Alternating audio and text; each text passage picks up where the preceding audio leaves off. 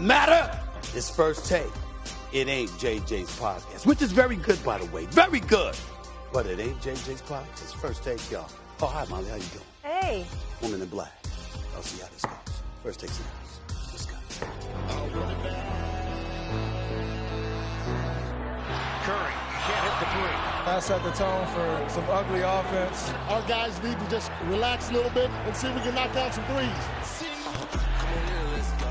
Curry got a three. Curry on target. That's just Steph. He has that mindset where he is the best shooter of all time. Curry stumbles. Fend off. Fade. Bam! All right. Hi, gentlemen. How's everybody doing? How you doing? How you doing? Excellent. Wonderful. Yeah. Okay, let's get it. We got a lot of hoops to get into. Without Ja Morant, the Memphis Grizzlies still led the entire game until the final minute when Steph Curry took over and the Tides turned. The battle-tested Warriors certainly know how to close out a game, completing the mission with a three-point victory and now take a commanding 3-1 lead over Memphis. Golden State lit it up in the final quarter Monday night behind the work of Steph Curry. He scored 18 of the Warriors' 39 fourth-quarter points, including the go-ahead free throw with 45 seconds left to take their first lead of the game. Stephen A. Yeah. How should the Warriors feel about getting the close win over the Jawless Grizz? I think they should be concerned because I've never seen the Golden State Warriors look this bad in the Steve Kerr era. Too awful. They couldn't buy a basket. Now, maybe it was because they took Memphis for granted because they knew they didn't have Ja Morant. Maybe it was because it was just an off night. What I'm saying is I watched the Boston Celtics play Milwaukee last night. I'm still looking at Milwaukee. I'm looking at Embiid returning. I'm looking at Miami being Miami.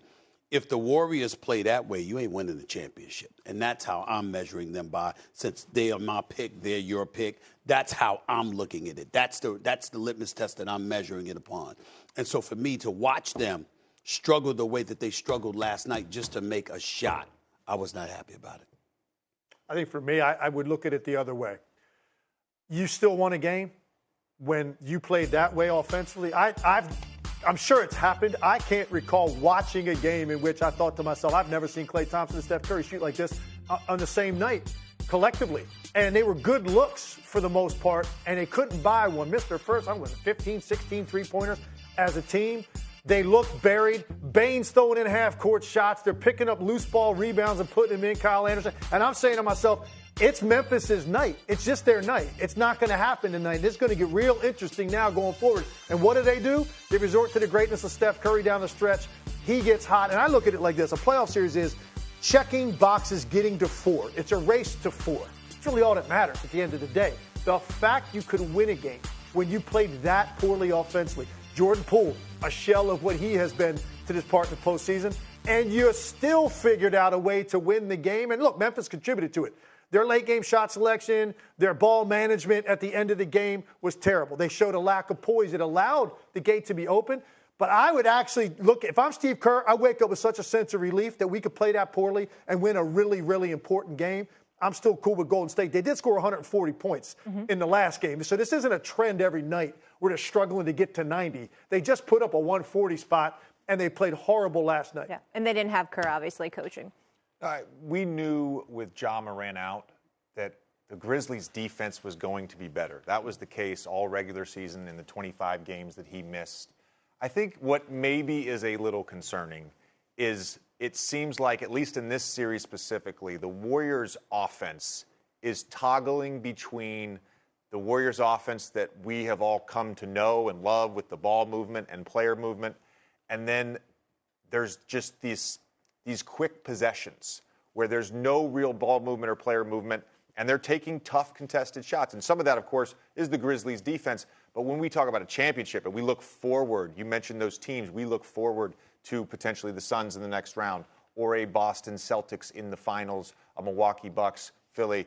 Like, they're going to have a lot of trouble scoring against those defenses. I think about the Celtics a lot. That matchup for the Warriors, I don't like that matchup for the Warriors. I agree with you. I mean, it's particularly based on what I saw last night. Listen, the bottom line is this. We know what stirs the cup is Steph Curry. And then we get to Steph Curry combined with Jordan Poole and Klay Thompson. And when you see them looking normal, and then you think about Boston's defense and what they can do, all of a sudden you start looking at the Boston Celtics, particularly when they come out. I said coming in yesterday when I was with JJ Tim, I said, look, Boston's got to win last night, going into last night. I said, they don't win this series, it's over because you're not beating Giannis 3 straight games. It's not happening. It's just not, there's no way.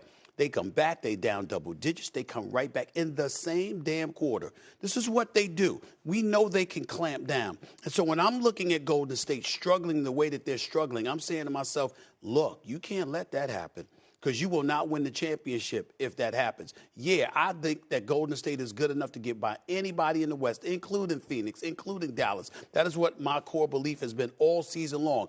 And I believe they're going to win the chip. But then I'm watching Boston, and I'm watching their defense elevate the way that it has. And I know that Milwaukee doesn't have Middleton and stuff like that. But when you look at Boston, and then you start measuring what it's going to require in order for you to knock them off, if you're a team like the Golden State Warriors, you can't play like you played last night. Problem I have, well, here's the thing, though. Think about what we're all saying. We're talking about Boston matching up with Golden State. We're talking about Milwaukee matching up with Golden State. Well, you know what that would have meant? That would have meant Golden State just beat the Suns. How different are you going to feel? Assuming, look, I don't want to dismiss Dallas. That's a 2-2 series. I'm not dismissing any of that. Right, so I want to be clear. That's what I expect to happen. I expect Phoenix and Golden State to play for a right to go to the NBA Finals. If we are getting that matchup, that means that Golden State just operated in a way to beat the Phoenix Suns, the best team in the NBA this season. So my point is, 2 weeks from now, if that's the matchup we get in the finals, maybe you feel a little differently about Golden State and what they must have had to do in that series to give you more faith that they can operate against Milwaukee or against Boston. Look, that was ugly last night. There's no way around it. They still dug out of it. Yeah, but that's without Ja, though. I know that they're better defensively without Ja. You're right about Memphis.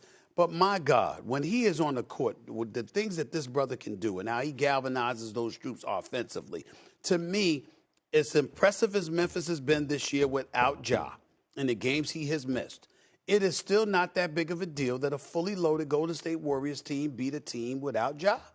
I don't care how it is. It's not that big of a deal. You don't think that was a missed opportunity, that they didn't close it out? I mean, 45 seconds. No, they led the entire game. I'm saying it was a missed opportunity by Memphis. Yeah. But I don't think it's that big of a deal that a fully loaded Golden State Warriors team struggled that much against a Memphis team without Ja. I agree with you there because I don't think any win in the playoffs is a big deal. Any win is important in the playoffs, and you're obviously going to get another team's best shot. And the Grizzlies, as we mentioned, they believe they can win without Ja. They've proven they can do that. I want to be very clear. I've not changed my pick here. I've not changed my pick. Okay. I still think you did that yesterday. You can't do that 2 days in a row. Okay. I still think the Suns are going to represent the Western Conference in the finals. Okay. I do want to acknowledge there was How confident about that? Very. Really? Okay. Very. And I'm not a Warriors hater.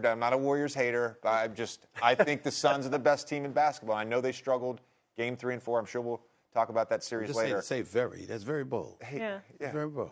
Yeah. That's the only way to beat. If you're going to put a pick out, you got to ride with it until they're gone. Really, I have to learn that one day. I don't know if I know how to ride with it. I'll learn how to be bold, Tim. I'll learn. I mean, it's going to take me some time. I want to say one learn. thing, though, about the Golden State Warriors, and that is we know that Steph and Clay and Draymond and now Jordan Poole are so important to their team and what they do.